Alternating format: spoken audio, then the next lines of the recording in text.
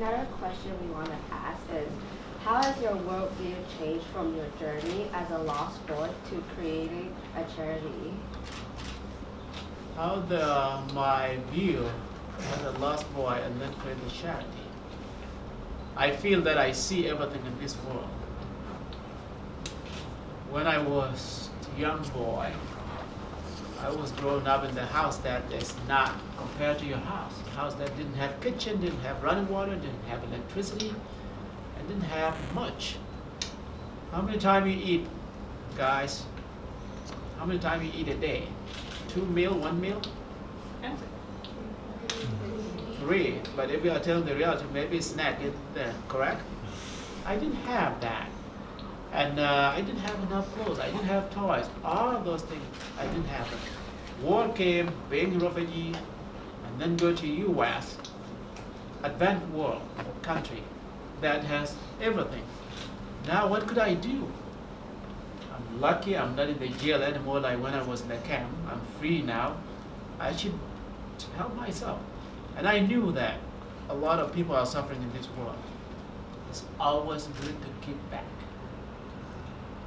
Always good to give back. This world now has become a small, tiny world. It's not like our world before that when we don't know other people. Even now in this room, if we talk about our background, maybe we are from all different countries, correct?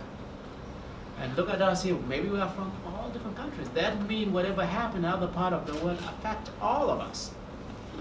And we should be really careful with whatever we do in this world to do a good job for our community, to make sure everyone have chance to have a good thing and have a clean water, just the basic stuff. Who will do it? It's us. And that's why I said I should not just forget these people and enjoy my life in U.S. I have to go back and help these people. Thank you. Another question we would like to ask is, what were your first steps in creating Water for South Sudan? Where did the funding come from? What were some challenges you had to face? Thank you. To create something in this world, you need really to have confidence to yourself. If you don't have confidence, you cannot do it. And the step that you need to take is whatever, like for example, you're already now responsible to the world. You're already going to take care of this world. And you guys could not wait and say that, okay, I will wait, someone else will do it. It would happen to you. Wherever you see a problem in your community, just step up there and say, hey, this is the problem that I need to help in it. It doesn't matter what to be. It doesn't mean fundraising or do other things. It just come up with idea. So, get another group. Another group is joining us, yeah. Okay, just arrived. Impossible. So, Money quickly and quietly, have a seat. Great. That means I need to shift. Salva is just answering questions that the grade 8s have prepared, so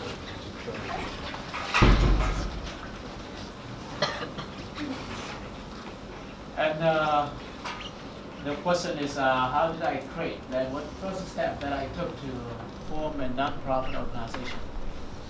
And I said, when you are doing such a thing, guys, you need to be confident to yourself to make sure that you know what you're doing.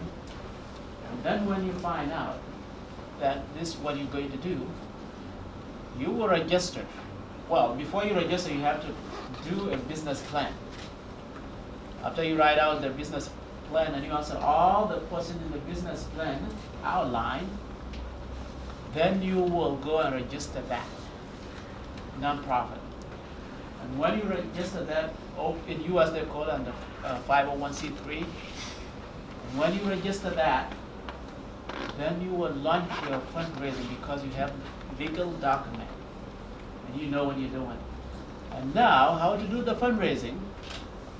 First, you need to start with your family, uncle, grandparents, and your friends, and tell them about what you're doing. Be passionate about it, and don't be shy. Stand in front of them and tell them this is what I want to do. And they will ask you some questions that they have. And And when you answer those, they will give you something.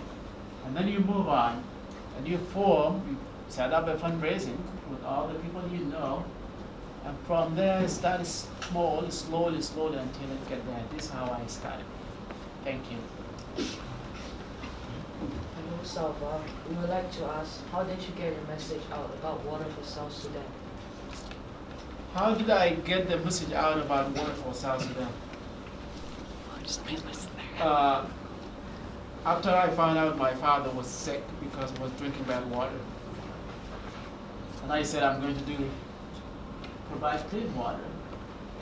Went to U.S., formed a non-profit organization, Water for South Sudan, and then went there, talked with my church, talked with my friend, and then they raised funds, and then I went there and drilled the first well.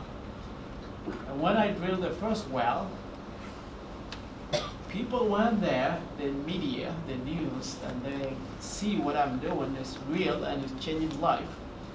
And then they wrote the article. They put in the newspaper. And then it went out worldwide. And then I get support. And people call me to come and do the talking, and then they do fundraising. This is how I get through that. Thank you. Hello, Salva. This is another question. What life lessons or skills did you learn from creating your charity? What life lesson did I learn from creating this charity? I learned a lot. Remember that when you are doing a fundraising, that money belongs to someone else, not your money, and you don't have right for that money. And imagine yourself going to someone to give you the money and that person could not even know what would you do with money. Would you just put it in your pocket and go and disappear in Africa or what? Imagine yourself. Is that money that is going to give you is going to be able to help? All those kind of things. You need to think about it. People think about it. But if you don't have a confidence and you don't trust yourself and you don't go and do the actual thing that you said you're going to do it, then you will ruin your dignity completely and be trustworthy. And whatever you said you're going to do it exactly the way you said it, the way you meant it. Don't go and do it another way. And this is how people trust you. And the whole thing is about the result. Whatever you do, you need to see a positive result. If there's no positive, then it's not good. And no one will support you. But if the result is good, then people will support you. Thank you. And I learn a lot. I can go on and on. Hi, Salva. The grade 8s were wondering, what was the most rewarding moment when you were running the Water for South Sudan? The most rewarding moment when I was running Water for South Sudan is to see young girl have an opportunity to go to school and not carry water all the time. And now that little young girl might have a little glimmer of future. Even though that child is not going to finish university, at least somehow she knows everything about the world and about the book and about the reading. Maybe her child someday will go to the next step. And the seed that we plant as Water for South Sudan in South Sudan is a good seed that those kids will change their life someday. And imagine that. What do you do? Like when you take a horse to water, you don't force the horse to drink. The horse would know that this is the water and then it start drinking. That's exactly what we're doing now today. Then the seed to make sure everyone has a basic life stuff, and then from there they build on it. And they can go to the next step. And to see a young girl going to school, that's a very touching moment for me. Thank you. That's all the questions this group has. So the other group's waiting outside for you. Any last minute kind of advice or things that you would like for our students to know? Absolutely. I have a lot of advice. Guys, How many people went to the bathroom today? Raise your hand up. Someone went to the bathroom today. What is in the bathroom? Water, good.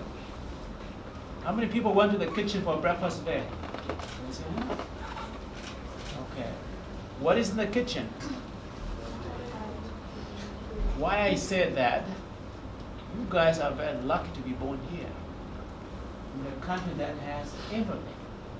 You don't even think about the water because it's already there. You say you were born in the hospital and then you were brought home, here's the tap, here's the water. You don't even think about it, you take it for granted.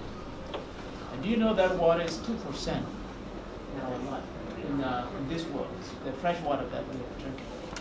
And many people are polluting it. How can we survive in this world polluting the air we breathe in it and the water that we drink, which is not our life? That's where our life is based on. It's not good. And now who is responsible to fix this problem? We are counting on you, this young generation.